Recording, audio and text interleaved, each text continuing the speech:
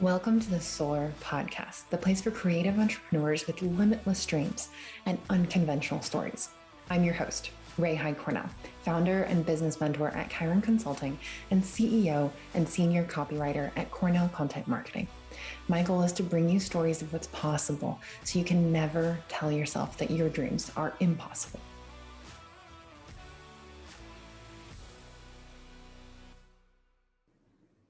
Well, welcome, Angie. Thank you so much for being here. Tell me all about your business. You have such a fascinating background. How did you get to being this one-woman design powerhouse? Thank you so much, first of all, for having me on. I think my story is, similar in a lot of ways to a lot of people I've spoken to, that we've had a traditional career for quite a while. And then once we, really learn what we're capable of and what what our specific talents are, I think we kind of branch out. For me, I have been a graphic designer for half my life. I'm 41, almost 42. And I've been a full-time designer for 21 years.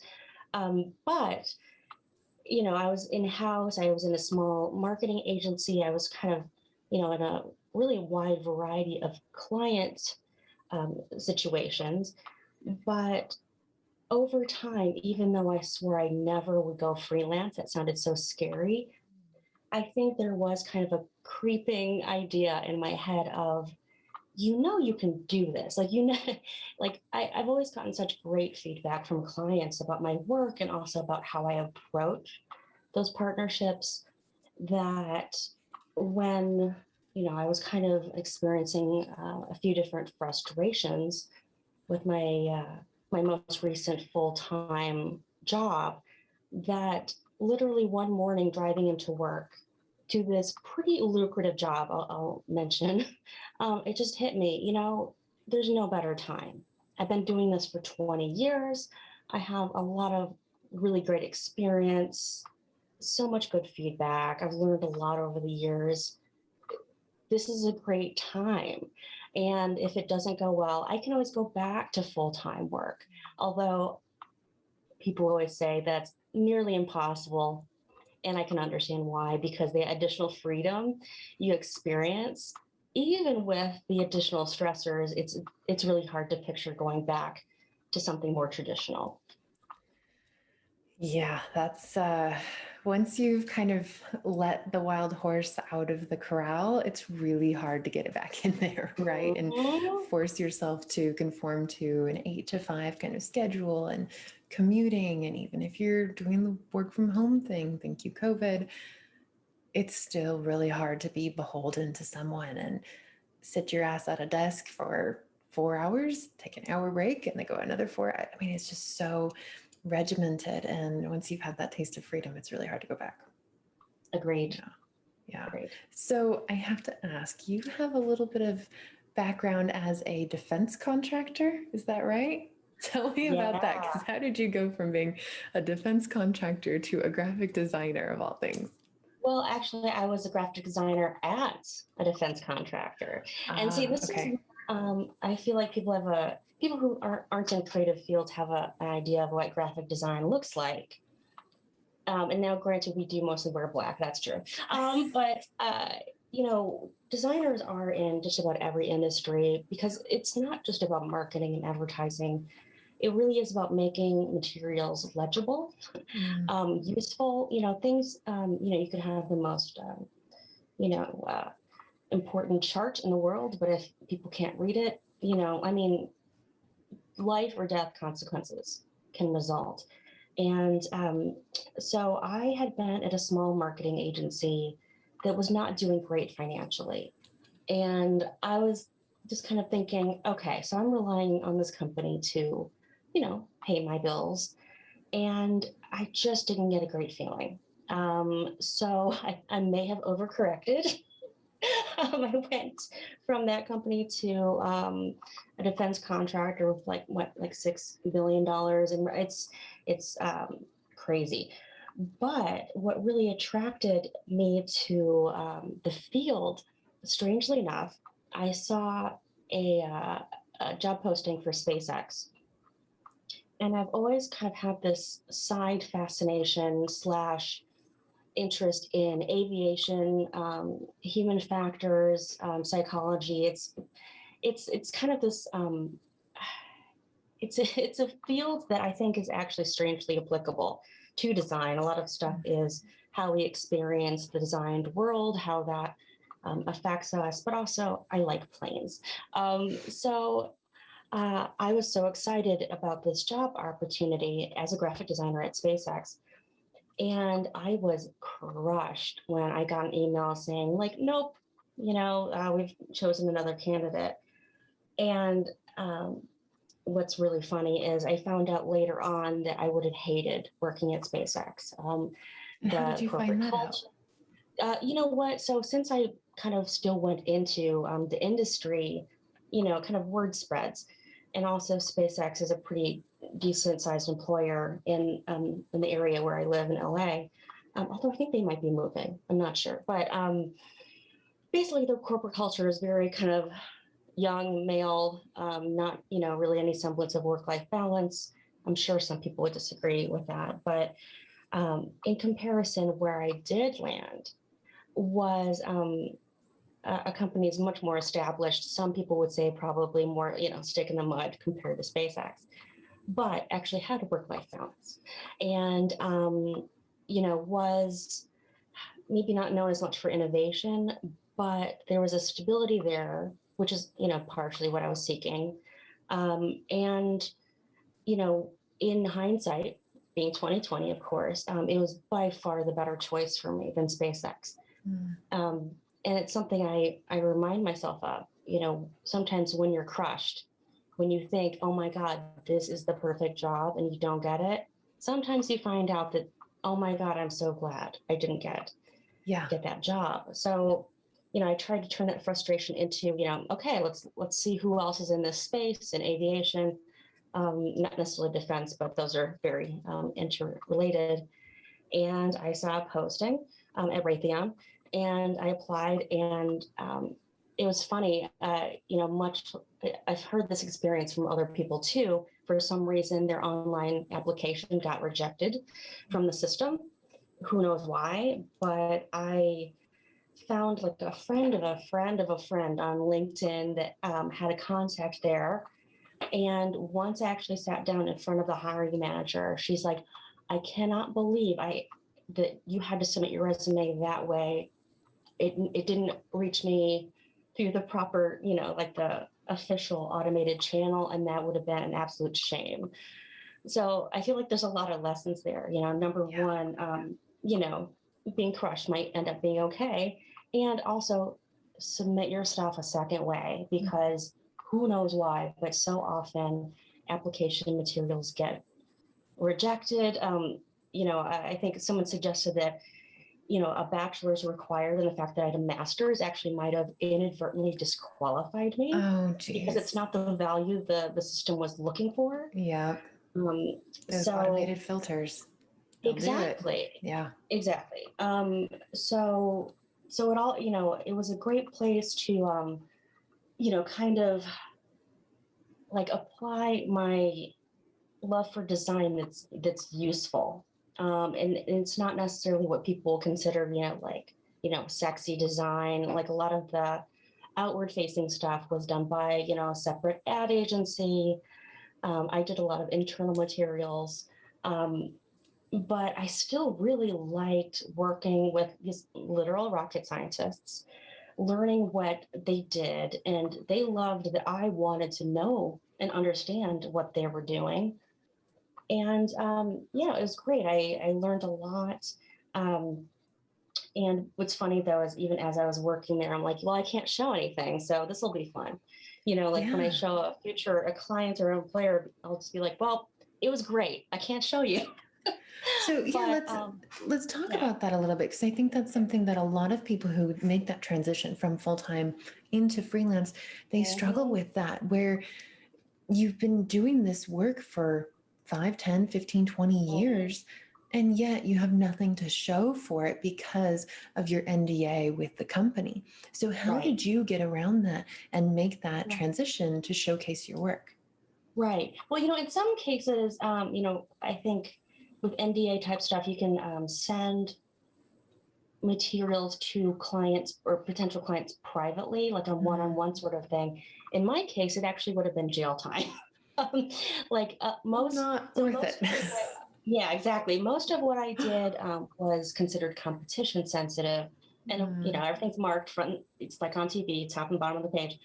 But most of it was competition sensitive. Okay, so if Boeing got a hold of it, I wouldn't go to jail, but it's kind of trade secret type Yes. stuff that most companies wouldn't want to share with other companies, just because it's intel that companies like to keep private, no matter the industry.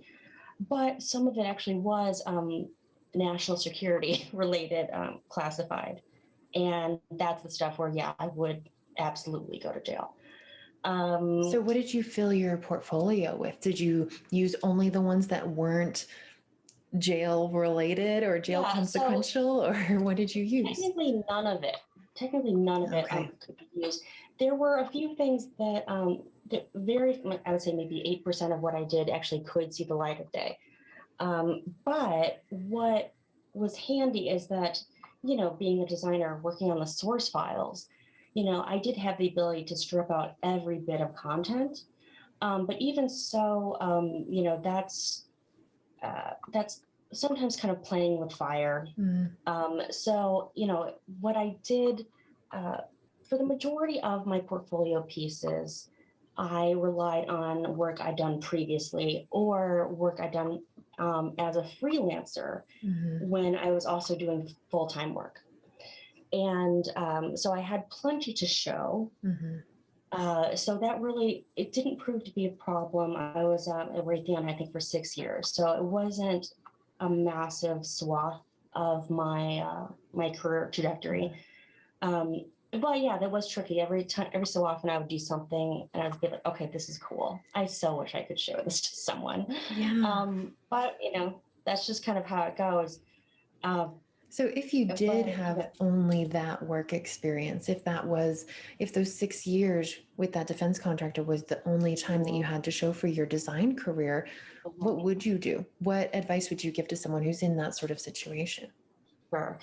Well, I think a few things. First of all, if you're applying for a job and you say, like, listen, this is potentially actually a national security thing. If someone's not understanding of that, that's probably a bad sign. Yep. If someone's trying to push you to show something, like, oh, you can show me, like, okay, run. Yeah. If and it all kind of depends on the circumstance. Most people are not in a situation where they would go to jail for sharing something. But I think, doing freelance work on top of that is always a good idea to kind of expand your horizons and to have more to show. And, maybe it is kind of a one-on-one sort of thing where, you could mention in a resume or cover letter or something that, the client is confidential. Please contact me so we can review one-on-one. Now, granted, if someone's looking through 40 applicants and 35 have samples ready to go and 5 don't, that might be a disadvantage. But that's where I feel like there's always additional measures. You could maybe have someone that maybe vouch for you, say, like maybe that's that second mode of contact on LinkedIn. Yep. My friend Angie's applied for this job, and I know even though she can't show much of her materials, she's fantastic to work with. I love her work. She's, punctual, creative, etc. Yeah. So I think there's always a way. Yeah, coming up with those creative ways to meet with the client and show them your work, or having a reference is oftentimes even better than having a portfolio sample, because often with especially visual portfolio samples, people see what they see and they don't see the potential of how your skills can translate into what they need. And then also, go ahead. That's exactly it. And in fact, there's a designer named Mike Montero that puts it into words, and I'm paraphrasing badly, I'm sure, but a portfolio is a sample of someone's work for another client. Mm. Their creative brief, their budget, their timeline. So if people are very literally looking at a designer's portfolio and thinking, "Oh, this is all they can do," it's not. I mean, that's the tip of the iceberg. Yeah. So yeah, and I think actually relying on someone's portfolio samples can actually throw a potential client off. Yeah. Because if you see that as someone's wheelhouse, it's not at all. Right. It's very limited. And It's a little tiny peek into right, this and huge people landscape. exactly, and people think that they need to find a designer with a specific style. And I would say any good designer, it's not about their style; it's about client needs. Yep. So there might be designers that maybe do typically more ornate things or more organic kind of feeling things, or very minimalist. But ultimately, this is something that I always try to give advice on. It's not fine art. You are solving a problem for a client, and ultimately, it's the client's needs. You're not an order taker as a designer, and this is the kind of the tension, the balance. But as a subject matter expert in design, you approach their expertise as a business, and you kind of meet in the middle. And I think that's where that's, I think, interesting conundrum for designers, whether they're in-house or freelance, but possibly more as freelancers, because we're a little bit it sounds maybe a little bit more tenuous. Well, and your work is naturally diversified when you're freelance, and rather than being in-house where you work with one particular company. And one thing that I've seen go over personally, it goes over really well when people apply to work with my content marketing agency, whether they're designers or writers. But if they don't have any samples from previous clients or ones that they can show, create samples. We actually just brought another writer onto the team. She sent this fabulous article that she wrote as if she was working with Cesar Millan, the dog whisperer. And in the header of the article, she put in big letters and around, surrounded by asterisks, where she said, "I did not actually work with Cesar Millan. I just want to show you what I can do." I was like, all right, I get it. You're basically making up this sample, but it's still a sample of her work. I don't care that it's never been published anywhere. I just want to see what she can do. Right. And in some cases, you actually get a feel for her work more. Yes. So than if she'd worked with a client, because, sometimes clients, do, like some clients have a heavier hand than others in the final result. So I think in some cases, you could say that sample may have been more useful. Yeah, and the fact that she's upfront and so, because there's a lot of designers that, represent themselves as an agency. Yes. And the vast majority of us are singletons that will work with other colleagues as needed. But I'm always a big fan of transparency. Yep. Yeah, 100% agree. So what was that tipping point for you when you were working full time? You had all this experience. And I want to go back to something that you said towards the beginning, which was you finally realized what you were capable of. What got you to that headspace of realizing I don't need to rely on an employer? I'm capable of taking care of myself and generating this revenue and bringing in a household income for myself. What was that like? So it was a few things. It was a few factors.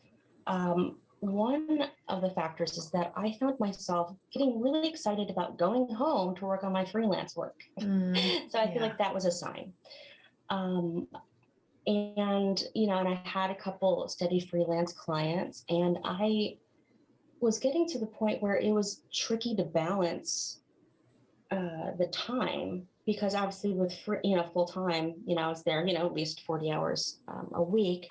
And then, just like, the remaining waking hours, sometimes my work with my freelance clients would peak.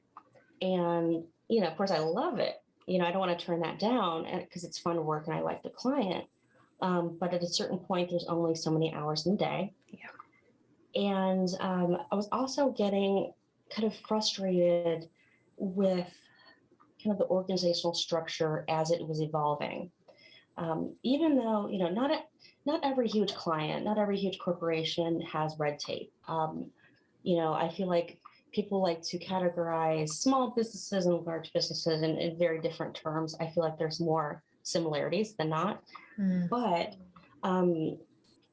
there were some decisions made that I saw as creating inefficiencies that I didn't really feel good about. And efficiency is something that kind of recurs. And when I, describe the way I work, in this particular case, I had been used to working directly with my internal clients, and it went great. And I think part of it is that I think I'd always assumed that a lot of my job would be interfacing with clients and, like really partnering with them one-on-one. That's not the case in some agencies and some companies. Very often there's kind of an account manager in the middle, and sometimes that can be a godsend. It really varies. But in this case, I'd worked so well with, so many internal clients directly. But that wasn't the case across the board, with all the kind of creative folks. Some people really disliked it. Some people, it just didn't come naturally. So in order to kind of shore up that organizational system, the company went to a model that kind of had more checks and balances and kind of more like account managers in the middle that some folks benefited from more than others. And in my case, I had my internal customers asking me, wait, we can't just work directly with you? And I was like, oh, I'm sorry, like this is just kind of the way it is, and they said, okay, so we have to go through someone else, but can we choose that you will be the person working on these materials? And I said, no, I can try, you can ask, but I can't guarantee anything. I don't want you to be disappointed. And then the question would be, so wait, this is going to cost more, right? Because, as an internal kind of agency / group, everything was charged by the hour. So I said, yeah, that's probably it. Like, I just felt horrible. Yeah. I felt just horrible, and it's going to take longer. And it's just, yeah. So that was frustrating. Well, and I imagine it's like playing the telephone game where on one end, someone says blue, and at the end you hear applesauce. And it's just, everything gets lost in translation, the little details that you would pick up on as a designer. The person who is relaying that information is not picking up on the areas where you would want to ask more deep probing questions about their preferences and what they're trying to achieve. The person relaying the information doesn't know to ask those questions. So it seems like a giant hindrance.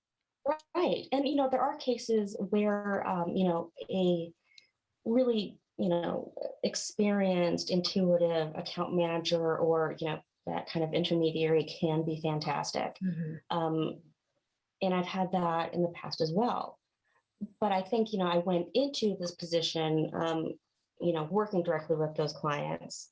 So to kind of go, with what I thought going backwards was frustrating. And also, during my time at that job, the subject matter had kind of shifted. Where I started was business units focused on space and radar systems. And that involved some fighter jets as well, which is pretty cool. That's pretty awesome. I love that I could go in and be like, I already know how to identify these planes. And they're like, what? So that was kind of fun. I could geek out a little bit. Yeah, but then it kind of shifted towards more weapon systems, which should not be a surprise to anybody who knows about, space and defense. But, it was it sat a little differently with me. I would be working on a presentation, which, by the way, side note, I learned to like PowerPoint, which is crazy. Most designers would just vomit at the very idea. But Oh yeah. I started working on presentations that involved like weapon systems where like lethality was a positive. And I'm like, oh my God, I consider myself, progressive, very liberal Democrat, and it just didn't feel right. Yeah. So part of that pivot point was this is no longer sitting right with your personal values. Yes, exactly. And then my freelance work, as had been the case in my previous full-time gigs, was generally focused on education, like nonprofits. I do a lot of pro bono work, kind of for different great causes, and that's the stuff that I found super fulfilling. So even though for like the first time in my life at that point, I actually wasn't really that worried about money, which is pretty great.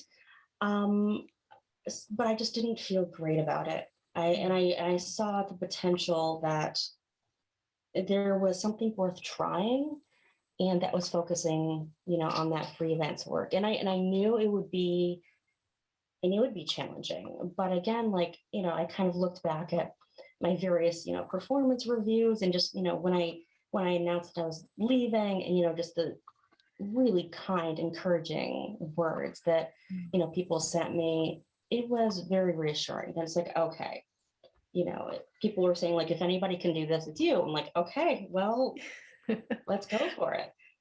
So one of the things that you mentioned when you said that you knew it was the right time for you to make that switch was that you were getting great feedback from the clients that you were working with, and your clients loved your approach to projects in particular.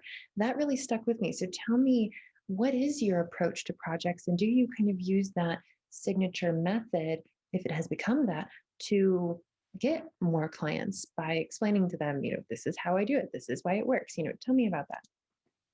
Sure. Well, I think this is something that is hard to do from inside of your own brain, so to speak. Yeah. It's what my, I guess, signature approach is, to me, doesn't feel that signature because it's all I've ever done.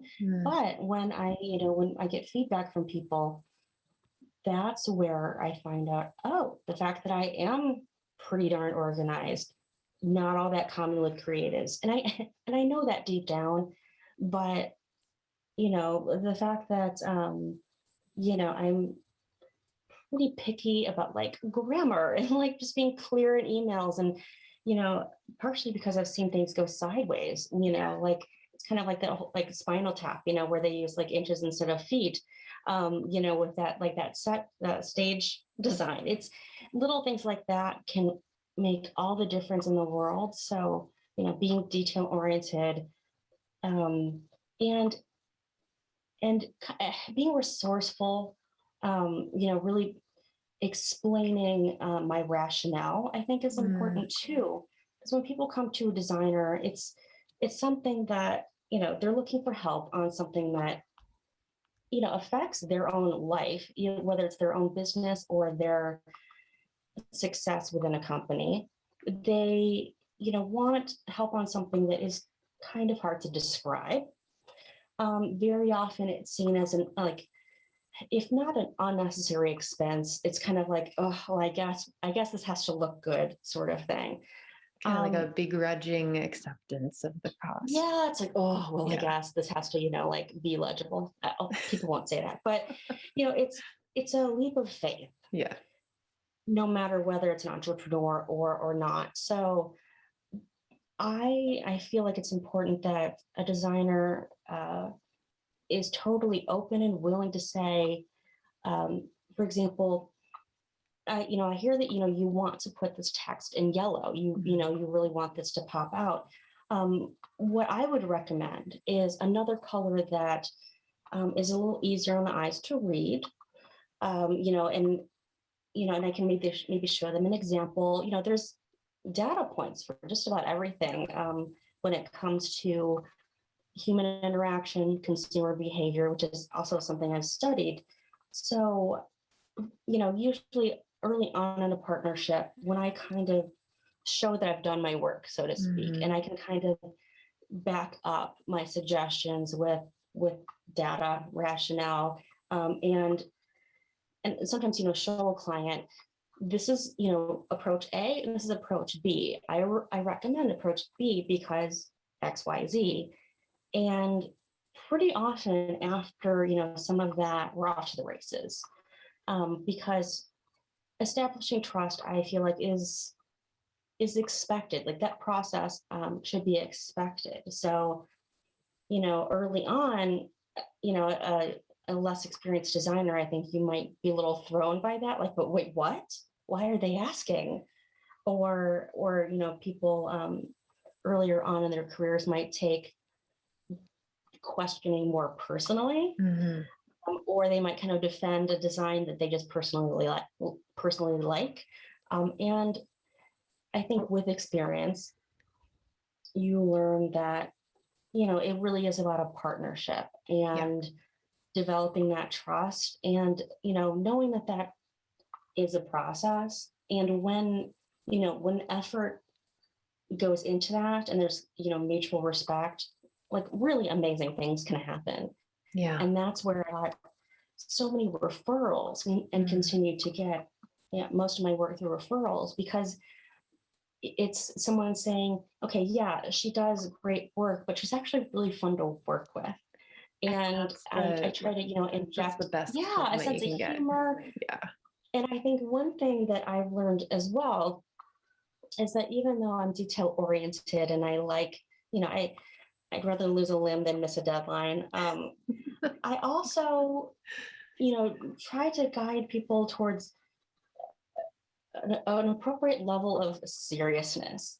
And it's hard to explain, but I think sometimes it's easy to go down a rabbit hole of, let's discuss, over 4 meetings, what this logo should entail, or like things can get so into the weeds that very often, in those early stages of a partnership, I try to convey in the most positive, respectful way possible. You know what? I got this. Let me, I'm going to go back to my computer. I'm going to, put together a few ideas, and then we'll go from there. Because very often you do need to see something as a springboard.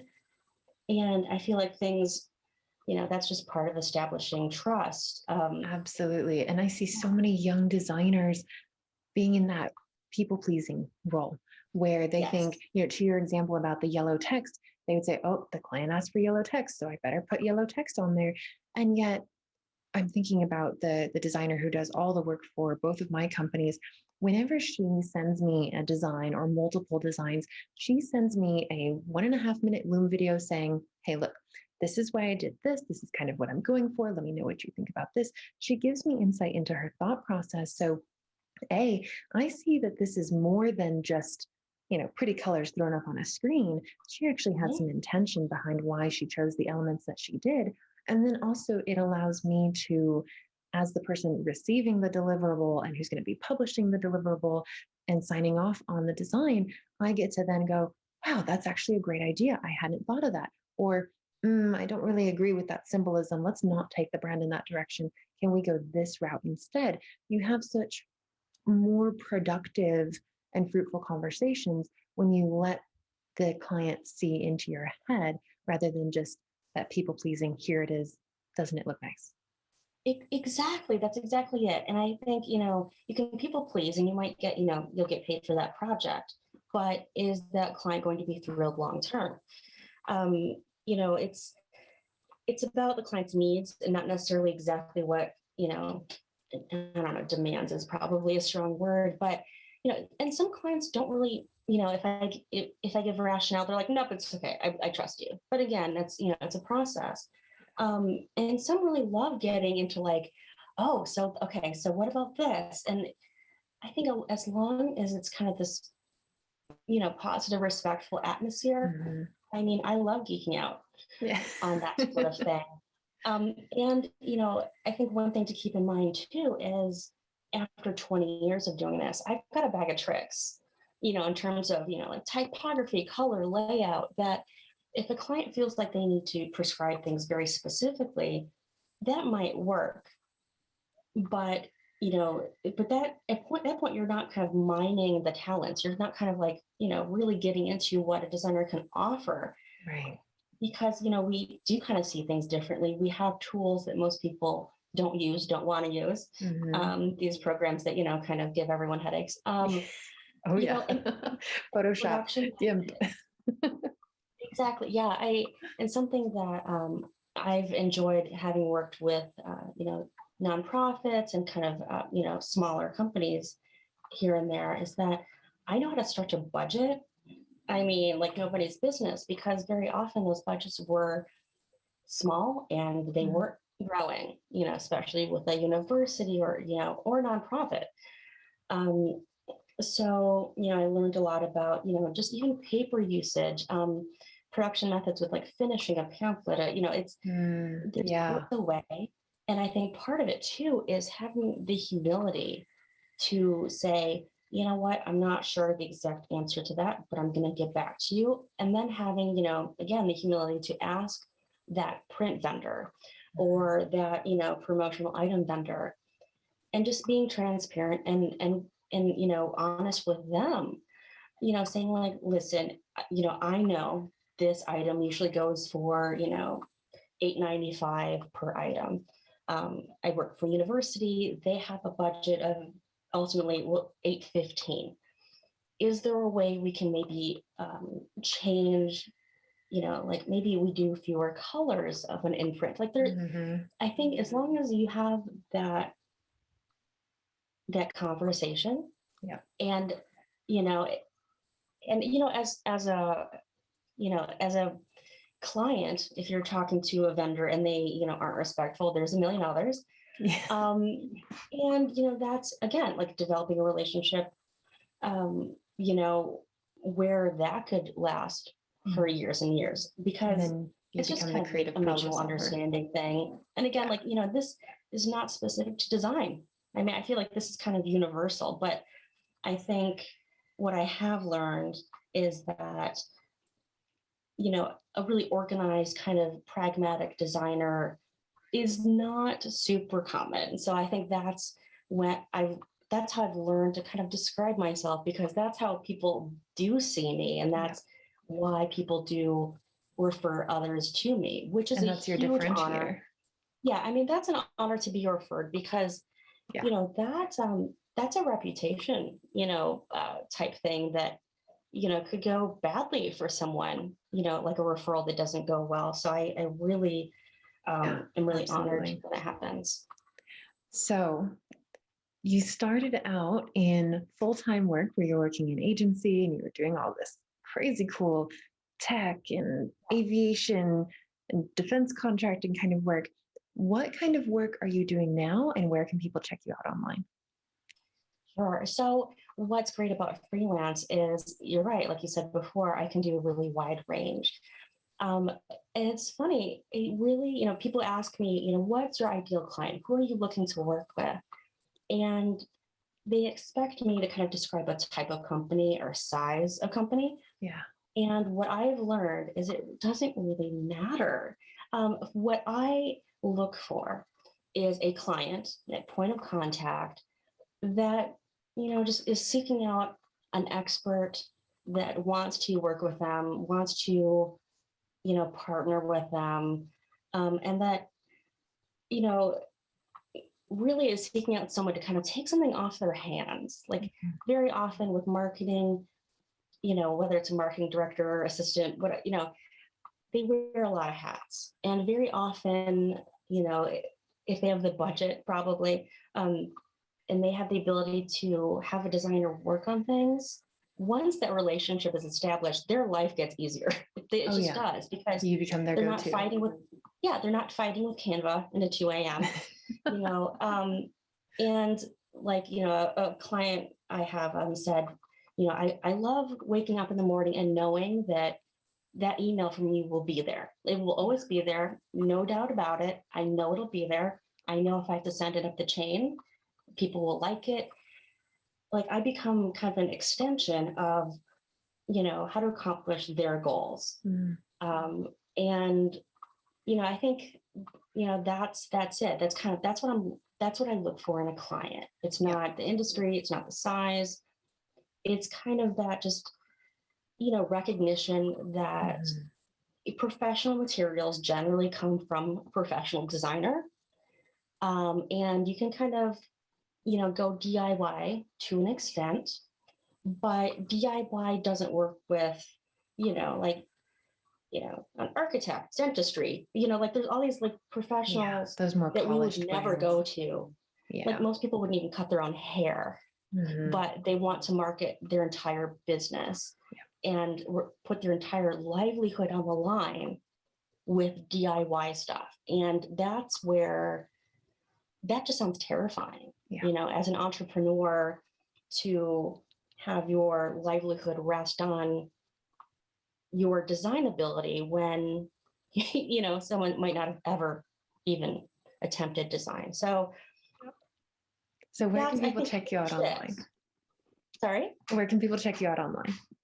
AngieCibis.com is the best way to find me. It's ANGIECIB as in boy, IS.com. And from there, you can find my Instagram. I post a lot of really helpful content for people who are doing DIY because, hey, you know what? That's life.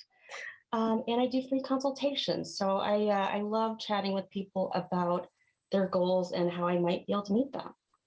Love it. Thank you so much, Angie. This was fantastic. Thank you so much for being here. Thank you. This has been great.